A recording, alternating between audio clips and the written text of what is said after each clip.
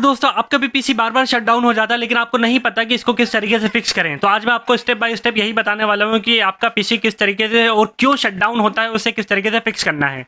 तो बताने से पहले मैं आपको ये बता दूं कि मैं जो भी स्टेप बता रहा हूँ ये मैंने खुद फिक्स किए हैं ऑन साइट जाकर, कस्टमर के घर जाकर मैंने ये स्टेप्स अप्लाई किए हैं, जिसकी वजह से ऑटो शटडाउन का इशू फिक्स हो गया है बहुत से कस्टमर्स का। तो सबसे पहले अपन आते हैं सीमोस बैटरी पे। सीमोस बैटरी से कई बार मैंने इशू फिक्स किया है। सीमोस बैटरी क्या होती है, मदरबोर्ड के अंदर लगी हुई एक छोटी सी सेल जो कैलकुलेटर में लगता है। 2032 उसका कोड होता है, मैं वीडियो में डाल दूंगा बाद में। 2032 एक सेल होता है, उसके अंदर मदरबोर्ड के अंदर लगता है। कई बार ये डेड होने की वजह से सिस्टम ऑटो शटडाउन हो जाता है और कई बार ऑन ही नहीं होता है। ठीक है, तो सबसे पहला इशू आपका यही है, इसको उठा के रिफिक्स करो। और कई बार क्या होता है कि ग्राफिक कार्ड के नीचे ये लगा रहता है, तो आप लोग का निकालना थोड़ा सा मुश्किल हो सकता है।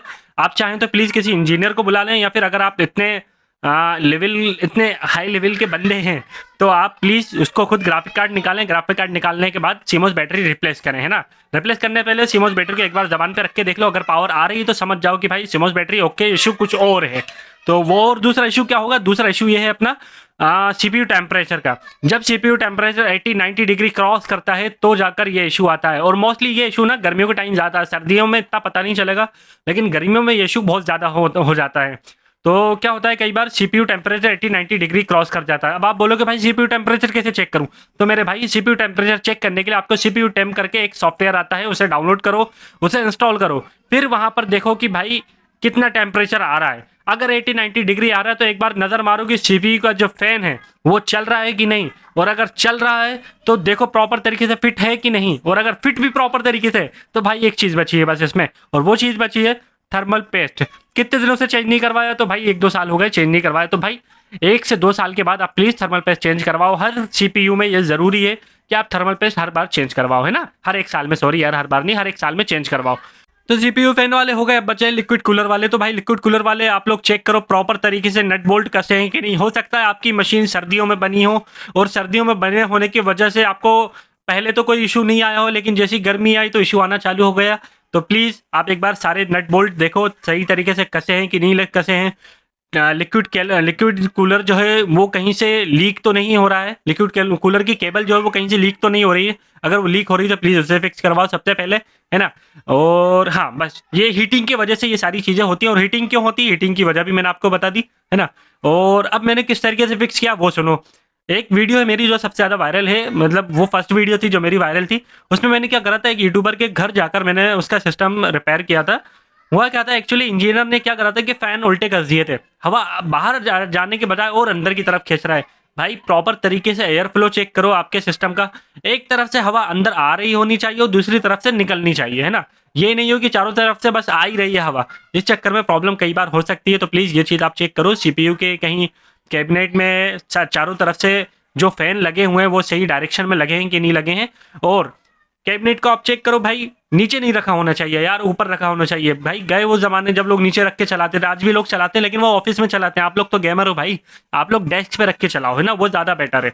उसमें क्या होगा कि आपकी प्रॉपर एयर फ्लो की जो प्रॉपर एयर फ्लो जो आना है वो आता रहेगा, और सीपीयू आपका ठंडा रहेगा, और ऑटो शटडाउन का इशू आपका फिक्स हो जाएगा, है ना। कई बार क्या होता है, रेंडरिंग वगैरह कर रहे होते हैं, हैवी काम कर रहे होते हैं और सीपीयू शटडाउन हो जाता है, तो वो इशू यही है। और इसी वजह से, हीटिंग की वजह से ही आपका प्रॉपर तरीके से काम नहीं हो पाता और सिस्टम ऑटो शटडाउन हो जाता है। अब मैंने कई बार इशू फिक्स किया है केबल रिफिक्सिंग की वजह से। ऑटो शटडाउन का इशू कई बार मैंने केबल रिफिक्स, रैम रिफिक्स की वजह से किया। रैम निकाल के वापस साफ करके रबर से घिस के लगा दी, और केबल वगैरह निकाल के थोड़ा बहुत फूक वूक मार के, ब्लोअर वगैरह मार के लगा दी। तो कई बार इससे भी मेरा इशू रिजॉल्व हो गया। आप लोग ये चीज़ ट्राई कर सकते हो घर के अंदर अगर इनकेस आ रहा हो इशू। और अब सबसे मेन पॉइंट जो है वो है ग्राफिक कार्ड का। कई बार ग्राफिक कार्ड की वजह से भी ऑटो शटडाउन होता है, क्योंकि ग्राफिक कार्ड हीट हो रहा होता है और सिस्टम उसको बोलता है, सिस्टम बोलता है कि भाई ग्राफिक कार्ड हीट हो रहा, बंद करो जल्दी, तो सिस्टम बंद हो जाता है। ठीक है, तो कई बार इससे होता है, और ये इशू मैंने रिजॉल्व किया था लास्ट टाइम, अभी लास्ट मंथ ही मैंने इशू रिजॉल्व किया। उसमें क्या करा था मैंने, ग्राफिक कार्ड जब मैंने खोला तो देखा थर्मल पेस्ट पूरी तरह सूख चुका था। ग्राफिक कार्ड का थर्मल पेस्ट चेंज कराना भी बहुत ज़रूरी है भाई। 1 से 2 साल के अंदर ग्राफिक कार्ड का थर्मल पेस्ट और ग्राफिक कार्ड का थर्मल पेस्ट और पेड्स अलग होते हैं, है ना। तो पैड भी चेंज कराओ और पेड्स और थर्मल पेस्ट भी चेंज कराओ, दोनों चीज़ें चेंज कराकर फिर आप यूज़ करो। कोई प्रॉब्लम नहीं आएगी। हीट जीपीयू टेम्प करके सॉफ्टवेयर आता है, उसे भी डाउनलोड करो। डाउनलोड करके जीपीयू का टेम्परेचर चेक करो, 80 90 डिग्री से अगर क्रॉस कर रहा है तो भाई वो रेड जोन है, थर्मल पेस्ट चेंज करवाओ, है ना। और सबसे मेन जो पॉइंट है भाई, अगर इस कंडीशन में आपका जीपीयू है तो प्लीज आप लोग ना अपने जीपीयू को आइडल मोड पे ना रखो। आप अपने जीपीयू के फैंस को आइडल मोड पे ना रखो।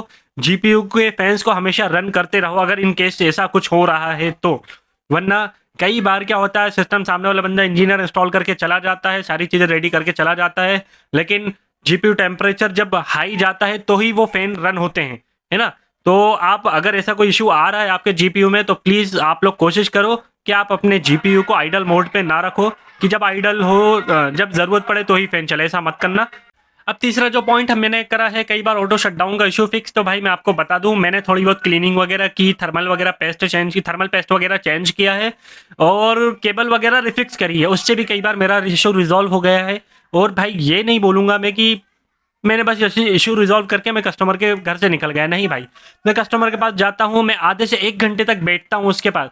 अगर मेरे से डिस्प्ले आ गया तो मैं बैठता हूँ, उसको बोलता हूँ भाई तू गेम रन करके देख, जो भी चीज़ चला रहा हो वो चला के देख। तो सामने वाला बंदा टेस्ट करता है 1-2 घंटे बाद, फिर मैं उससे बोलता हूँ भाई मैं निकल रहा हूँ, मैं अपना सर्विस चार्ज लेता हूँ, ठीक है। तो और जैसा कि मैं आपको बता चुका हूँ कि सीपीयू टेम्परेचर की वजह से कई बार प्रॉब्लम आती है, तो मेरे भाई आप लोग प्लीज़ थर्मल पेस्ट हर 1-2 साल के अंदर चेंज करवाते रहो, तो ही आपके सिस्टम की परफॉर्मेंस बनी रहेगी। वरना भाई इम्पॉसिबल है, फिर तो कुछ नहीं होने वाला, फिर वो सीपीयू एक बार धुआं निकालेगा और आप लोग कैबिनेट अपना लेकर पहुंचोगे सीधा इंजीनियर के पास। तो आप लोग अपने पीसी का ख्याल रखो, है ना। तो हाँ, ये कुछ 4-5 पॉइंट्स हैं जिनको मैंने ग्राउंड लेवल पे जाकर मैंने यूज़ करके इशू को रिजॉल्व किया है।